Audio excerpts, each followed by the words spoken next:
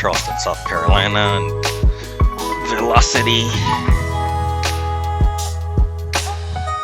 something. It's a Freightliner.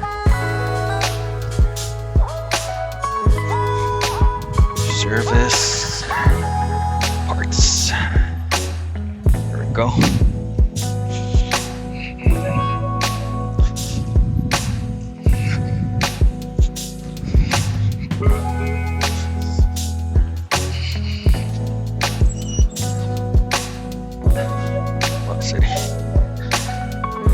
Let's go get our parts.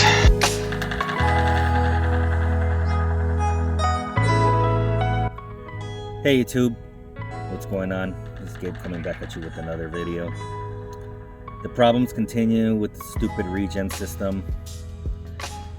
Man, I hate those systems. Why can't trucks just be the way they used to be before? Just diesel trucks. None of this regen crap. It just takes your money and takes your money and takes your money. But I looked at the procedure when I was doing the resistance test on this last episode that you guys saw. I missed a step, and on the last one it says if those sensors test correctly, then you go ahead and replace the hydrocarbon doser block. So after making a crap load of phone calls, I was able to locate one. Stay tuned. Alright guys, so this is the software that I use to be able to do my diagnosing. So if we go right here to fault codes, this code right here, regen temperature auto range low. So if we go to the troubleshooting procedure on here, this is the chart that I was telling you guys about last time. So we inspected the hydrocarbon doser block for any associated leaks. There was no leaks, so then we went to the next one. Inspect exhaust system for leaks, and that's where we found that exhaust bellow that you guys saw that I replaced. Then we did the DOC outlet temperature sensor. This is the resistance chart that I was talking to you guys about. So for example, if it's 68 degrees, this is what the minimum or maximum. So generally either that, or you want it kind of in the middle. We did the same thing for the DOC inlet side. Gives you the same chart, but this is the one that I replaced. This is the one that I missed. If everything is correct, then we replace the HD doser block assembly. So that's what we're gonna do next.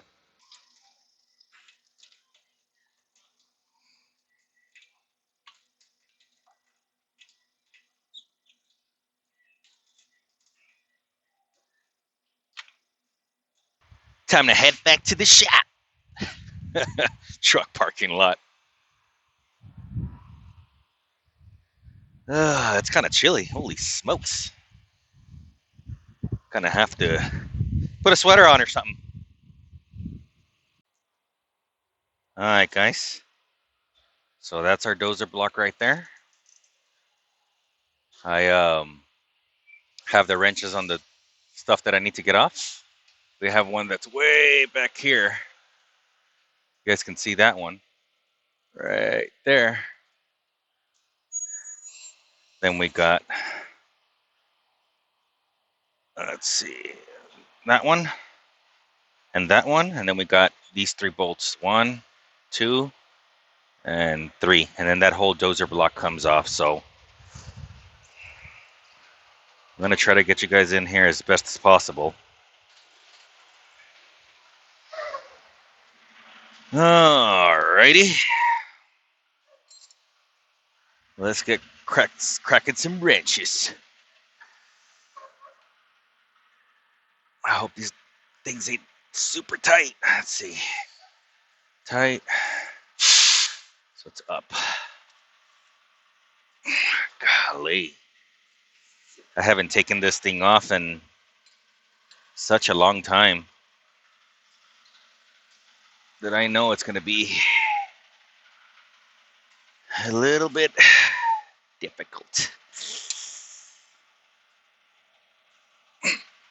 Come on.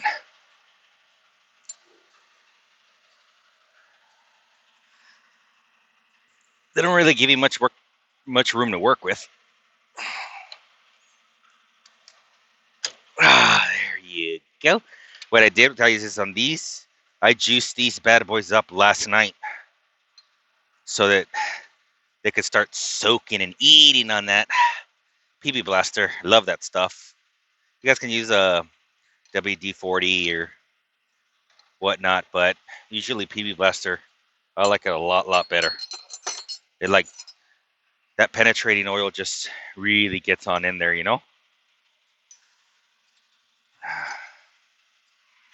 Let's see. Now we gotta get this one off here. Let's try to go more up.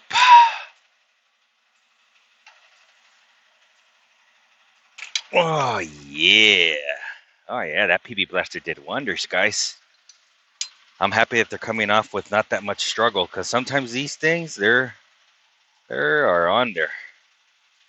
Now you're probably gonna get a little bit of fuel coming out of there and there because this is your fuel line. This is what controls how much pressure you're getting at the dozer injector. This is a dozer block. The one we changed last time is a dozer injector.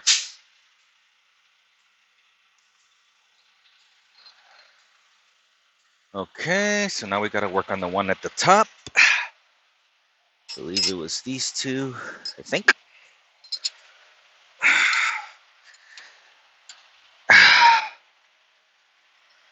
And let's hope that this does it, guys, because I really don't want to do this stuff no more, you know? I'm going to just be able to just drive.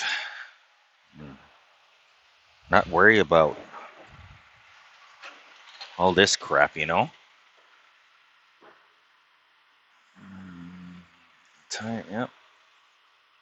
Oh, yeah. Oh, yeah. Get out of there. Let me get you guys a better view. This is the one I'm working on right now. Taking that one off.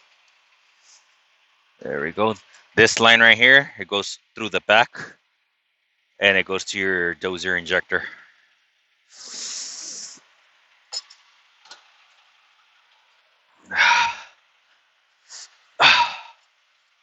Okay.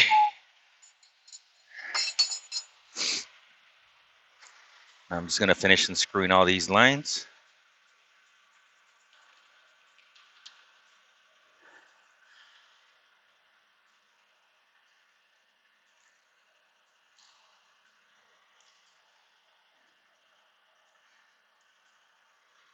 All right. Now these connectors, guys, they're a little bit tricky and they're really easy to break. Best way to do is you just pull this tab out right here back. Well, if it lets me. Let's see. Come on, baby. Come on. Come on. There we go. Then once you see it pop out, all you do is just push down on this. And that's it. These are really, really easy to break. So just be careful when you guys take those off. Because I've broken them down in the past. And you cannot buy those separately. You have to buy the whole entire wiring harness. And that's not fun.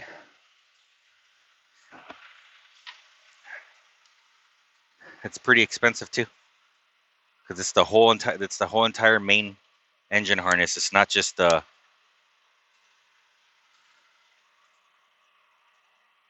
come on. There we go. There we go. There we go. Let's get this other one off. Regen problems, man. I honestly think that this is probably one of the major things, not this particular problem, right? But like just regen problems in general that gets a lot of owner operators or even just small companies, man, that end up going belly up because it's just nothing but issues, nothing but issues. You guys already saw that, like, it's not just cut and dry, just like, oh, this is what's wrong with it, change it out, and that's it. Like, you got to go to through diagnostic procedures and, you know, like that injector, like I told you guys that last time, It didn't even like I didn't get no codes or anything. Like it was just based on, you know, experience and stuff that that might have been the issue. Just by, you know, doing tests and stuff like that.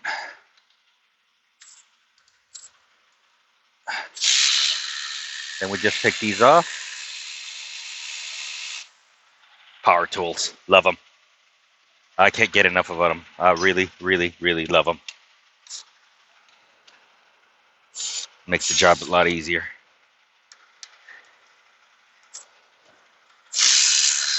Especially harder reach areas like this. Imagine having to do that by hand. I mean, don't get me wrong, I've done it before. And it sucks, but, you know, it can be done. Like, you don't have to have the power tool, but it makes life a lot easier, that's for sure. I'm glad those lines came off. Man. Fairly easy. So now we gotta hold this because it wants to come out and play. And there we have it, guys. There is our dozer block. Right there. So all we gotta do is just take that T fitting off. And that fitting off up there. And we'll be good. Alright guys, so here's our new one.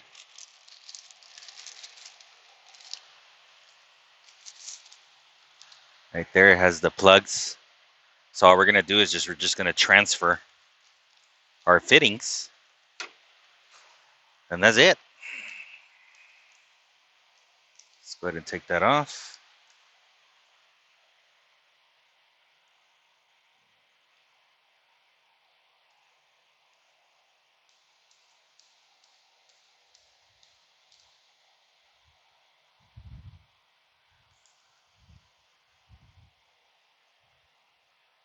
But right there. With these guys, you screw them in and you leave a little bit of gap in this. You hold this with the wrench and then you tighten that one. But I'm not gonna do that until we have everything lined up. It's always a good idea to wait when you tighten everything because a lot of the time stuff doesn't line up and then you're gonna have to re-loosen it. Once you have everything connected, then we tighten up. Now we put this one on, and this is the same style.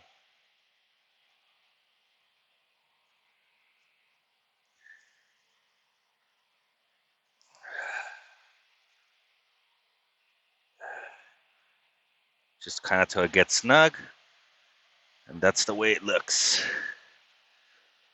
Just like that. All right, guys. Here's the bolts. Remember that, you know, it's a suggestion. You don't have to do it. It's really up to you on how you guys want to do your things, you know? I like to put anti-seize on everything. Because as you guys saw, everything kind of came out nice and easy. I've replaced that one before back in 2016. And you guys saw that the bolts weren't on there. You know, these engines are exposed to all the elements, you know, salt and all that crap they put on the roads and just moisture, just everything, you know? And it seizes them up in there.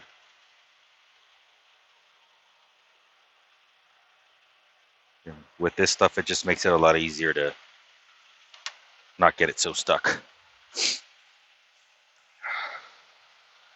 Alright, Mr. Dozer. Mr. Dozer Black. Alrighty.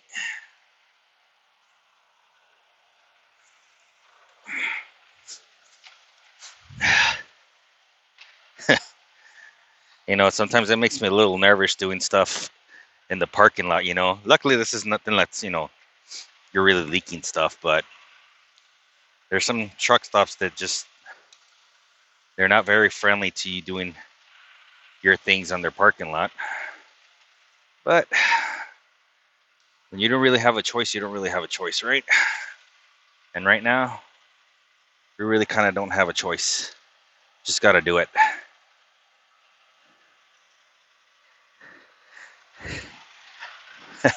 I'd rather just do it now and ask for permission later. You know what I'm saying? Kind of like the fellas when they go out and the wife's all mad. And well, like I said, I'd rather ask for permission. I mean, I'd rather ask for forgiveness than permission. You know what I mean? Sometimes that's just the way it is.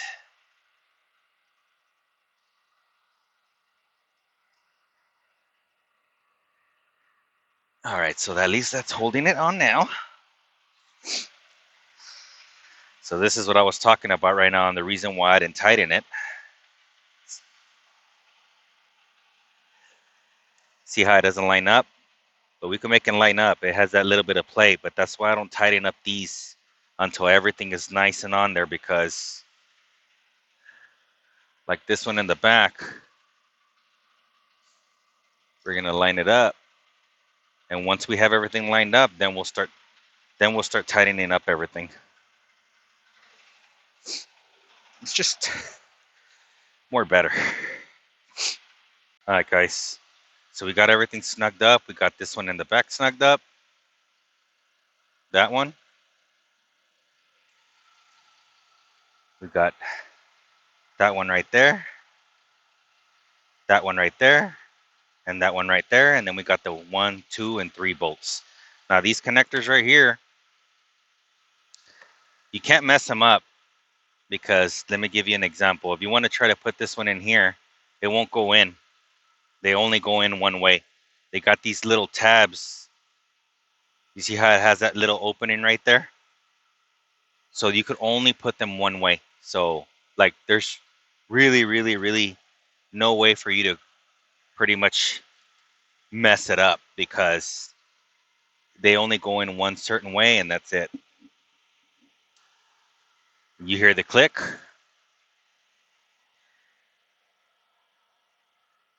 Put this one right here in the bottom. There we go. I don't know. Hopefully the camera caught that clicky click.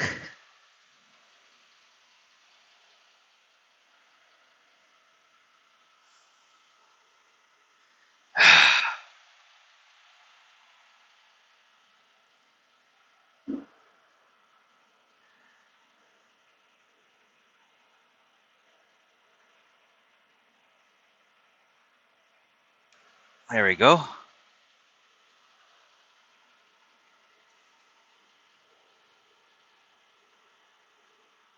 There we go. Now once they all click,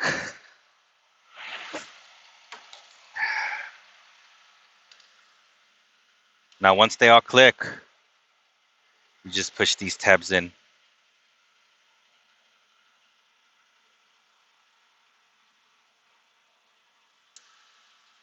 Just like that, you'll hear it click, and that just locks it in place.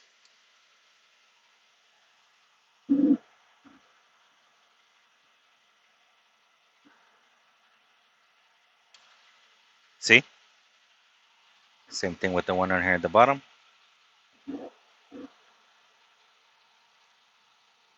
Just give it a little bit of force, because if you do it too much, you're gonna break it. That one might have already been in. So that's the finished product there, right there. Now the very last thing you want to do, brake clean.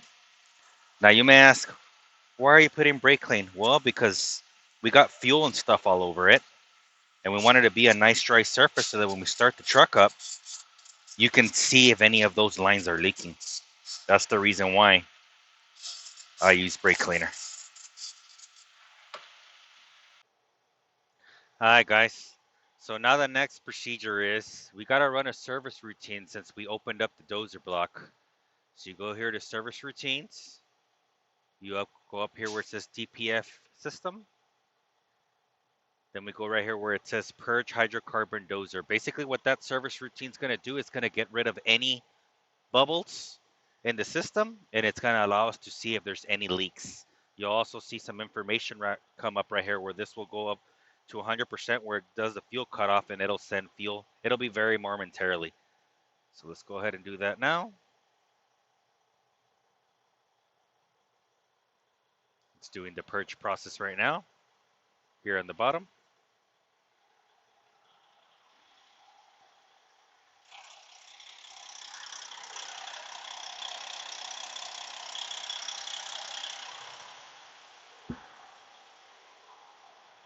and it'll tell you when it's done. So basically right now what it's doing, it's getting rid of all that stuff.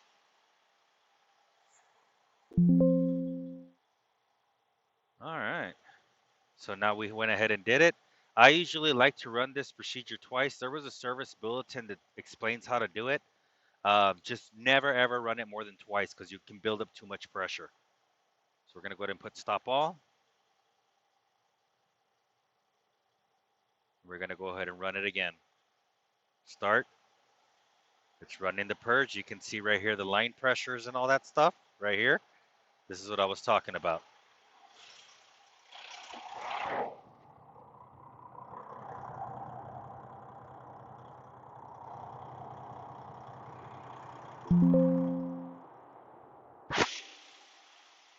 All right. So now this is done. It says right here, done.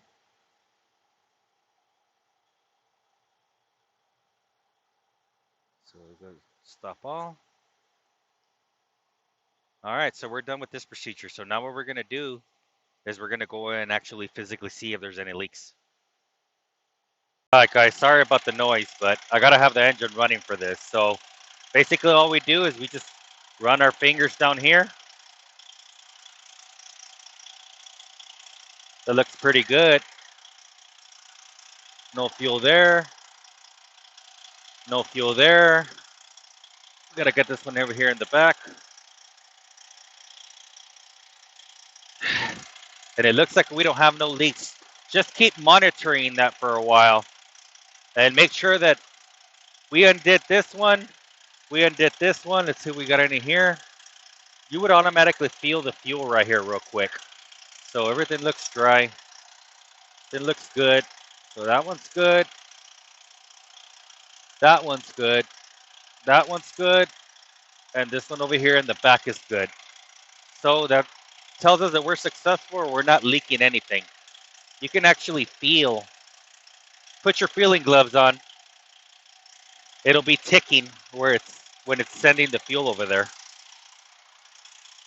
So that's our engine running. Let's go over here on this side of the hydrocarbon. That's your dozer valve. That's the one we replaced last time. You want to make sure that there's also no fuel here. We want to get that fuel inside the exhaust stream. So that's that. All right, guys. So that's going to do it for this episode. I just wanted to thank you guys all for watching. If you're still watching up to this point, um, I hope that that fixes the problem because we're running really tight on money right now. And if this doesn't fix the problem, then the next thing downstream is going to probably be a pushed out DOC where it's not creating the heat. So I really, really hope that that's not the case. But I just wanted to say thank you guys for watching. And man, I hope that this fixes the problem. I'm actually sometimes you got to give yourself a pat in the back. I mean, it's Christmas week right now. If I had to take this to a shop, they're probably not going to see it this week or maybe not even next week. I would screw myself not being able to get back home for Christmas, you know. But having knowledge is power, having the tools is power. And, I might have just, besides saving money, I'm able to get back to my family, hopefully, if this works out, and home for the holidays. And, you know, I mean, that's pretty much that, if I didn't have the knowledge to be able to do this stuff myself, then I would be subject to just taking it to a shop and maybe being stuck here for Christmas and New Year's, and that's something that I don't want. So you'll probably see this after the holidays, but I hope you guys have a good, holiday with your family and you're nice and cozy and warm or cool, depending on wherever part of the country you're at. But thanks for watching. I'll let you guys know what happens next. Stay safe out there. Peace out.